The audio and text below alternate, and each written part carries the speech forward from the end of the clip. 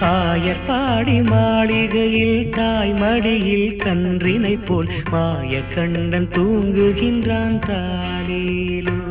அவன் வாய் நிறைய மண்ணை உண்டு மண்டலத்தை காட்டிய பின் ஓய்வெடுத்து தூங்குகின்றான் ஆராரோ.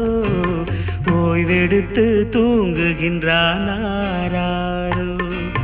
ஆயர்பாடி மாளிகையில் தாய்மடியில் கன்றினை போல் மாயக்கண்ணன் தூங்குகின்றான் தாலேலோ.